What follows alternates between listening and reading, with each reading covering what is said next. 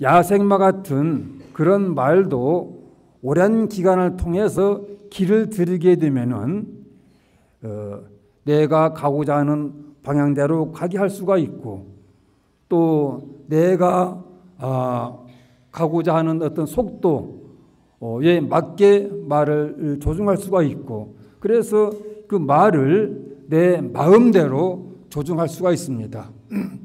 그와 같이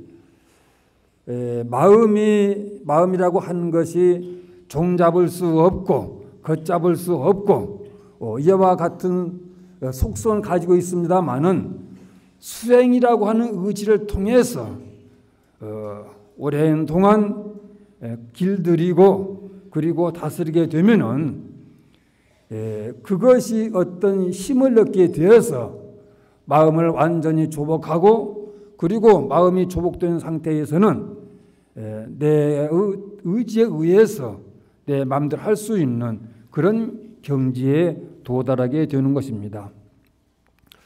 그랬을 때 내 마음은 내 의지에 의해서 힘을 발휘할 수가 있는 것입니다.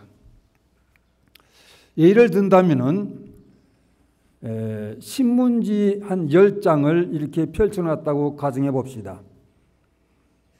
그러면은 거기에 바람이 불었을 때 그 신문지라고 하는 것은 그 바람의 힘에 의해서 낱낱이 흩어질 것입니다. 이리 불리고 저리 날려가고, 그래서 어떤 신문은 물에 빠지기도 하고, 어떤 신문은 구겨지기도 하고, 어떤 신문은 무엇에 부딪혀서 찢어지기도 합니다. 이러한 신문이지만은 그 신문을 돌돌 마는 것입니다. 그래서 신문지가 겹겹으로 해서 틈이 없이 말게 되면은 그것은 단단한 작대기와 같이 그런 견고함을 이룰 수가 있습니다. 그렇게 되면은 어떻습니까?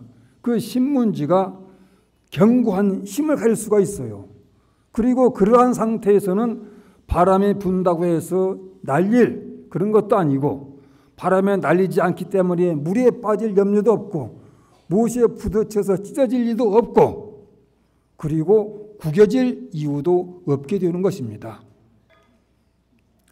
우리의 일상적인 마음이라고 하는 것도 다스리지 않게 되면 신문지처럼 그렇게 이런저런 것의 객관적인 영향과 자극에 의해서 팔랑거리고 뒤집히고 구겨지고 물에 빠지고 이렇게 될 수밖에 없지만은, 내 의지에 의해서 그러한 마음을 다스리는 것입니다. 그래서 조복을 받아가지고 꼼짝 못하게 하는 것입니다. 그렇게 되면은 그렇게 해서 삼매를 얻게 되면은 옆에서 벼락을 친다 하더라도 그런 소리에 조금도 동요되지 않는 그런 그 부동의 경지에 도달하게 되는 것입니다. 그렇게 됐을 때 그 번뇌와 망상에 이른바 흔들리고 들뜨고 젖고 그 상처 입는 그러한 것들을 다 불식시킬 수 있는 상태에 이를 수가 있습니다. 그런데 묘음보살님께서 성취하신 그 삼매의 가지수가 100,000,000억 가지나 된다고 그랬습니다. 100,000,000억 가지가 아니라 100,000,000억의 항아의 모래수와 같다고 그랬어요. 그러니까 이제 이것은 하나하나 이렇게 세서 그를 수를 헤아려서 이렇게 하는 것이 아니라 무지무지하게 많다, 헤아릴 수 없이 많다, 이러한 것을 이러한 숫자 개념으로서 표현한 것입니다. 그런데 왜 이렇게 삼매라고 하는 것은 하나만 족할 텐데 가지수가 많게 되는 것이냐? 그것은 이제 우리들의 마음을 산란케 하는 것, 그러한 대상들이 많습니다. 그리고 또 마음을 산만케 하는 그런 대상들도 많습니다.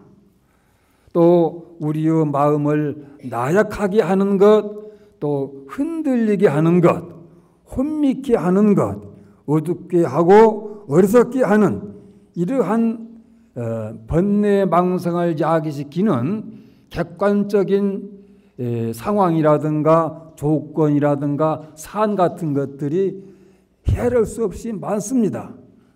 그러한 까닭에 그러한 사안마다 그런 것에 의해서 마음이 흔들리지 않는 상태에 이르게 하려면 어떻게 되느냐? 삼매를 이루어야 한다고 하는 것입니다. 그러다 보니까 이 삼매수가 백천만여 가지나 된다고 볼 수가 있는 것입니다.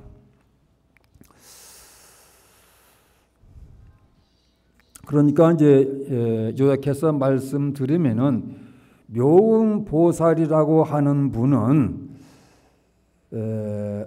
일체 모든 번뇌라든가 망상 같은 것을 묘음보살님의 의지에 의해서 동요를 받지 않고 다 조복할 수 있는 경지에 도달했다라고 이해를 하면 되겠습니다. 그런데 이제 그런 묘음보살님의 삼매를 생각하면서 우리 수준을 한번 생각해 보시죠. 여러분들 기도하실 때 예컨대 관음 기도를 하게 되면은 관세음보살님을 염합니다. 관세음보살님을 쭉 염하는데 기도한다고 하면서 관세음보살님의 명호를 부르는데 처음 시작해가지고 계속해서 끝날 때까지 관세음보살님만 머리에 생각합니까? 그렇게 안 되죠. 우리들은 무엇인가 생각을 하게 되면은 3분을 지속 못해요. 처음에 관세음보살 하다 보면 머리에 온갖 잡상들이 떠올라가지고 별의별 망상들을 다 합니다. 관세음보살님은 입으로만 소리로만 할 뿐이지 머리와 마음이라고 하는 것은 뒤죽박죽이에요. 왜 그렇습니까? 훈련이 안 돼서 그런 겁니다. 이러한 상태이지만은 계속해서 그럼에도 불구하고 자꾸 일념을 지향하는 그런 훈련을 하게 되면은 바로 삼매에 도달하게 되는 것입니다. 그런데 이제 소위 독서삼매라는 말을 많이 하는데 독서도 이제 철학적 서적 같은 건 안 돼요. 아주 흥미진진한 소설 같은 것은 독서삼매가 되죠. 몰입이 되니까 아주 재미있는 연애 소설 같은 거 이런 거 아주 그냥 그 매료가 돼가지고 다음에 어떻게 될 것인가 궁금해가지고 거기에 몰두돼서 옆에서 누가 뭐라고 해도 전혀 귀에 들리지 않고 거기에만 몰입합니다.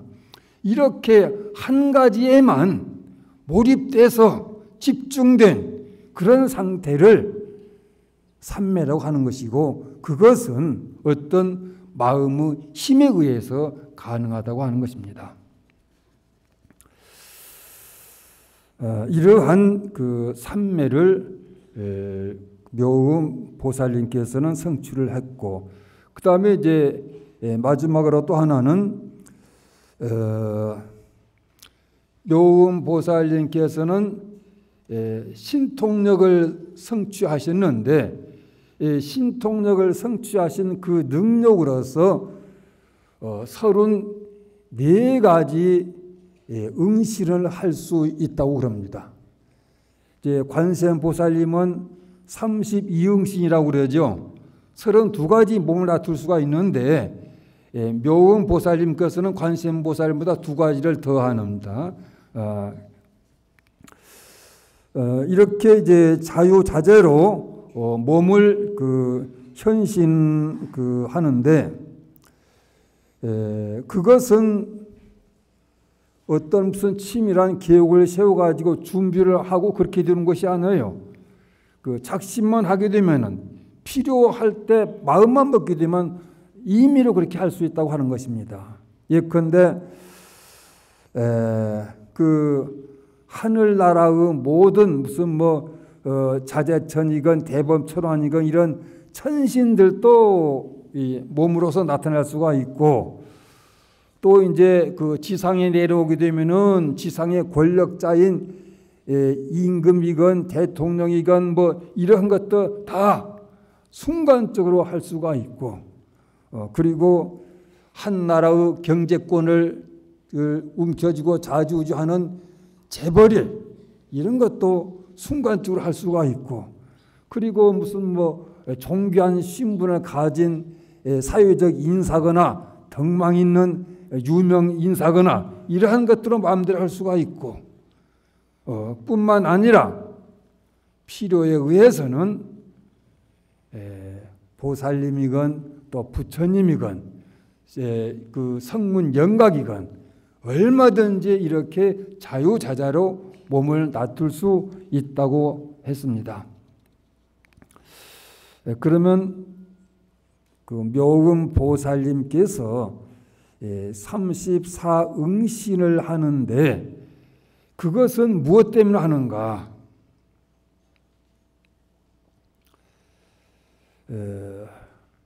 중생과 그 사악한 사람들을 제도하기 위해서 하는 것입니다. 일테면 일신의 영달 위해서라든가, 또 자기 어떤 명예를 드러내기 위해서라든가, 또 남들한테 어떤 과시욕을 보이기 위한 이러한 것이 아니라